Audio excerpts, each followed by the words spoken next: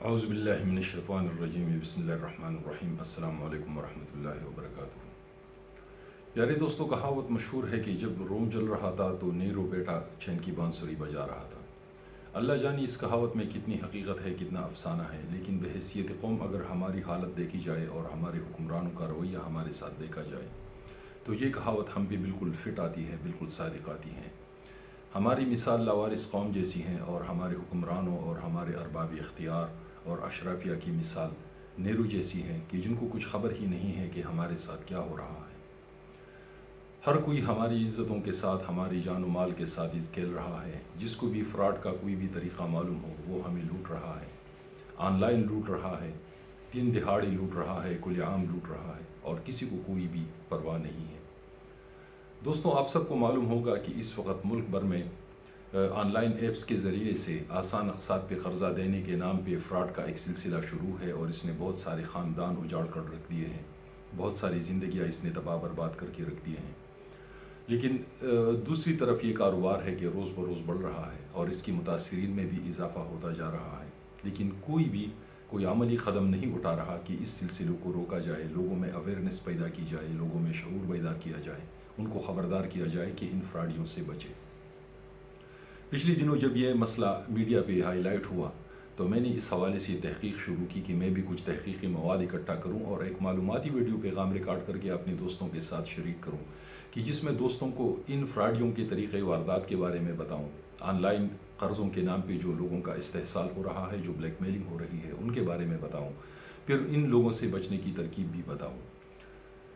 تو آج کا یہ جو ویڈیو ہے یہ اس حساس موضوع پہ ہے، اس لیے میری شروع میں آپ سب سے گزارش ہے کہ اس ویڈیو کو اول تا آخر ضرور غور سے دیکھیے گا، سنیے گا، اور جتنا ہو سکے آگے شریک کیجیے گا تاکہ لوگوں میں اس حوالے سے آگاہی اور شعور بیدار ہو۔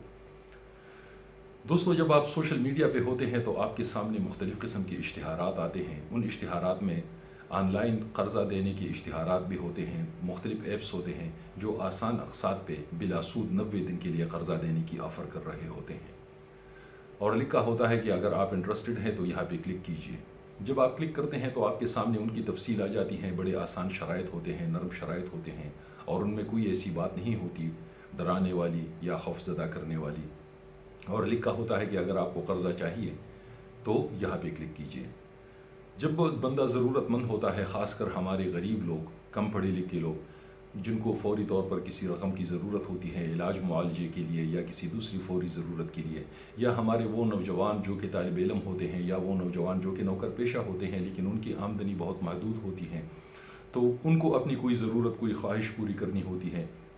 تو وہ ان چیزوں میں پڑ جاتے ہیں۔ وہ سوچتے ہیں کہ یہ تو بڑا آسان ہے، تو میں تھوڑا تھوڑا کر کے 90 دن میں یہ پیسے جمع کر کے لوٹا دوں گا، کوئی سود نہیں ہے، کوئی منافع نہیں ہے، اور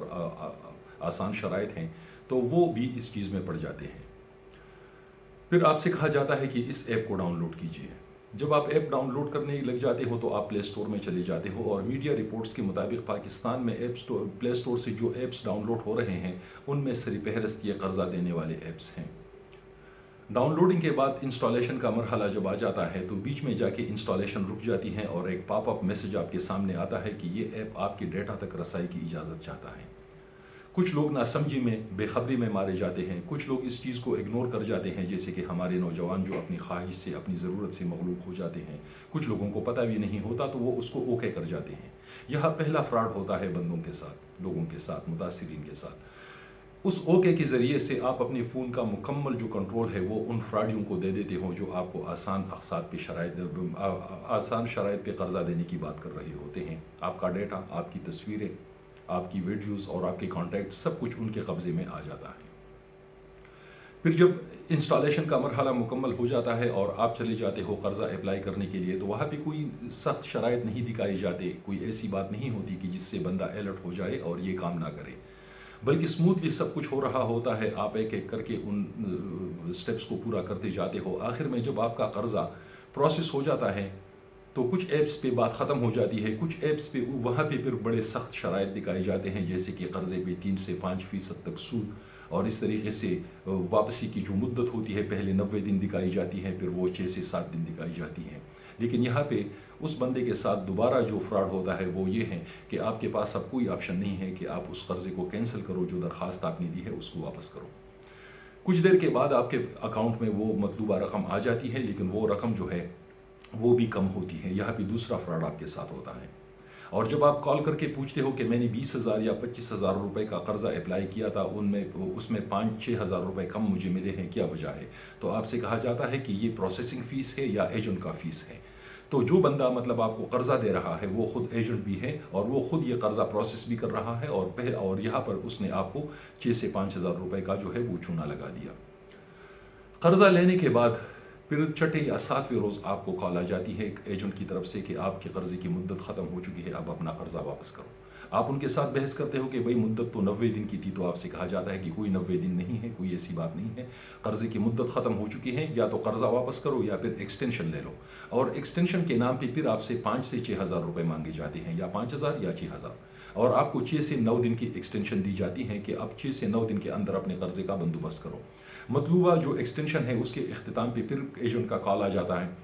وہ پھر آپ سے کہتا ہے کہ قرضہ واپس کرو، اور پھر اگر آپ کے پاس نہیں ہے تو پھر آپ سے کہا جاتا ہے ٹھیک ہے مزید ایکسٹینشن لے لو، پھر سے فیس جمع کرو ایکسٹینشن کی۔ اس طریقے سے آپ ایک ایسی جال میں پھنس جاتے ہو، اور یہ ایک ایسا مکروہ دھندا ہے جس نے بہت سارے خاندان تباہ کر کے رکھ دیے ہیں۔ یہ لوگ انسان نہیں ہے، یہ بدترین حیوان ہے، درندے ہیں، اور یہ انسانیت کے لیے شرم کا باعث ہے، یہ لوگ جو انسانوں کو تباہ کر کے اپنی جیبیں بھر رہے ہیں۔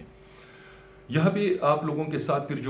اگر آپ یہاں پہ ان کے ساتھ الجھ کر کوئی بحث تکرار کرتے ہو، تو پھر آپ کی بلیک میلنگ اور آپ کو ذہنی اذیت پہنچانے کا ایک سلسلہ شروع ہو جاتا ہے۔ اس کا طریقہ یہ ہے کہ آپ کے کانٹیکٹس پہ پہلے کال کیے جاتے ہیں، اور آپ کے دوستوں کو، آپ کے رشتہ داروں سے کہا جاتا ہے کہ آپ کے فلاں دوست نے یا رشتہ دار نے ہم سے قرضہ لیا ہے، اب وہ قرضہ واپس نہیں کر رہا، اس کو بتائیے کہ ہمارا قرضہ واپس کرے۔ آپ کو دوستوں سے، رشتہ داروں سے کالز آنے شروع ہو جاتی ہیں، اور آپ کی کردار کشی شروع ہو جاتی ہے، آپ کی شخصیت مسخ ہو جاتی ہے، اور آپ جو ہے ایک قسم سے ذہنی دباؤ کا شکار ہو جاتے ہو، سٹریس ہو جاتا ہے آپ کو، اور اس طریقے سے آپ کی بدنامی کا سلسلہ شروع ہو جاتا ہے۔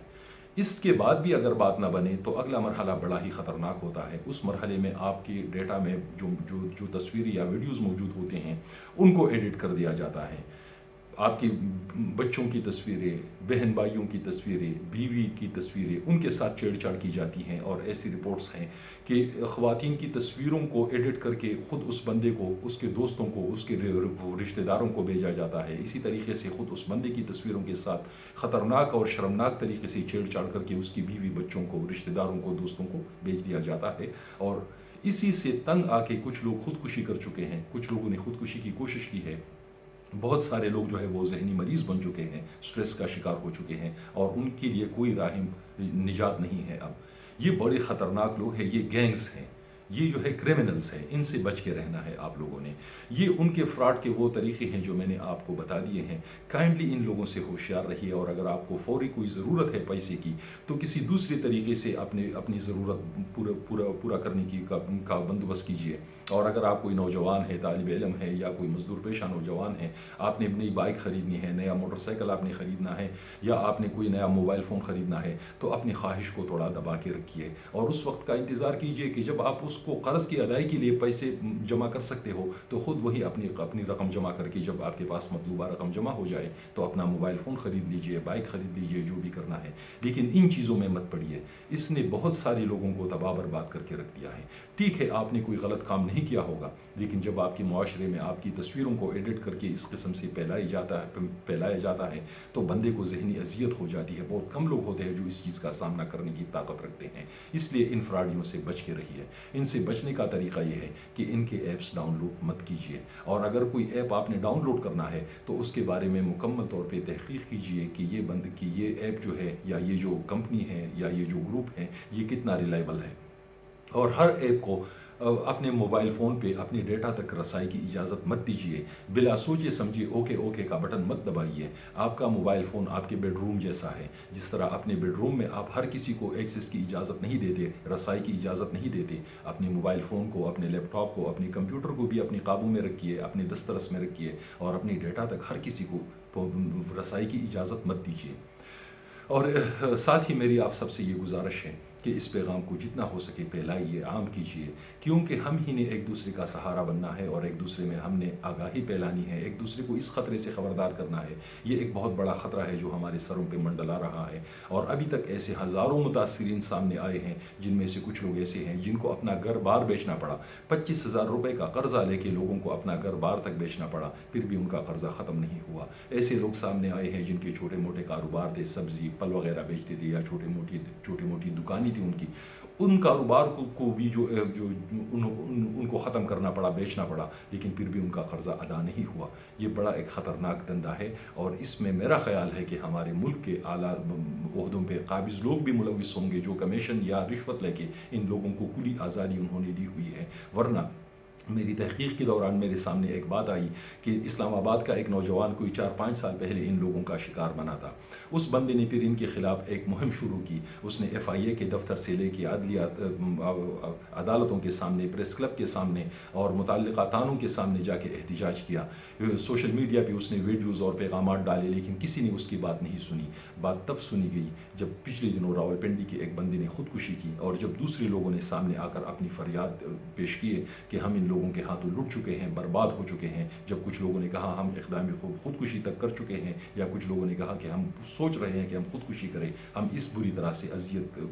کا شکار ہو چکے ہیں، تو ہمارے حکمرانوں کی مثال خونی دیوتاؤں کی ہے۔ ان کو ہماری خون کی ضرورت ہوتی ہے۔ یہ ہماری تحفظ کے لیے یہ لوگ نہیں بیٹھے۔ جو ادارے ہیں ان میں بھی جو عہدیدار بیٹھے ہیں وہ بھی وہی روایتی بابو ٹائپ کے لوگ ہیں، جن کا گزارا رشوت پہ ہے، کمیشنوں پہ ہے، اور ان کا کام صرف مراعات لینا، تنخواہیں لینا اور عیش و عشرت کرنا ہے۔ ہماری تحفظ کے لیے یہ لوگ نہیں بیٹھے ہیں کہ ہمیں تحفظ دیں گے۔ ان کو خود انتظار ہوتا ہے کہ ہم لٹیں، اس کے بعد ہم ان کے پاس فریاد لے کے جائیں، تو ہماری داد رسی کے نام پہ پھر ایک نیا سلسلہ ہماری جو ہے ٹارچر کا شروع ہو جاتا ہے، ہمارے استحصال کا شروع ہو جاتا ہے، لیکن ہمارے لیے کوئی بولنے والا نہیں ہے۔ حکمرانوں اور اداروں کے آسرے پہ ہم نے نہیں رہنا ہے۔ ان کا کام صرف ہے کمیشنیں بنانا، کمیٹیاں بنانا، اور ان کا بھی کوئی نتیجہ نہیں نکلتا۔ تو کائنڈلی ایک دوسرے میں آگاہی پھیلائیے، اس پیغام کو عام کیجیے، ایک دوسرے کو اویئرنیس دیجیے کہ آن لائن جو میڈیا ہے، اور ڈیجیٹل میڈیا جو ہے یا جو سوشل میڈیا ہے، اس کے خطرات کیا ہیں، اس کے مضمرات کیا ہیں۔ اس سے اپنے بچوں کو، اپنے نوجوانوں کو آگاہ کیجیے، اپنے معاشرے میں لوگوں کو آگاہ کیجیے، ورنہ یہ لوگ ہمیں لوٹتے رہیں گے، اور ہم اسی طریقے سے لوٹتے رہیں گے اور روتے پیٹتے رہیں گے، لیکن ہمارا کچھ نہیں ہوگا۔ اور اگر آپ کو یہ پیغام اچھا لگے تو جتنا ہو سکے اس کو آگے پھیلائیے، اور ایسی دوسرے سوشل ایشوز پر میرے ویڈیو پیغامات دیکھنے کے لیے میرا YouTube چینل ضرور سبسکرائب کیجیے گا۔ اپنا بہت خیال رکھیے گا۔ اللہ حافظ۔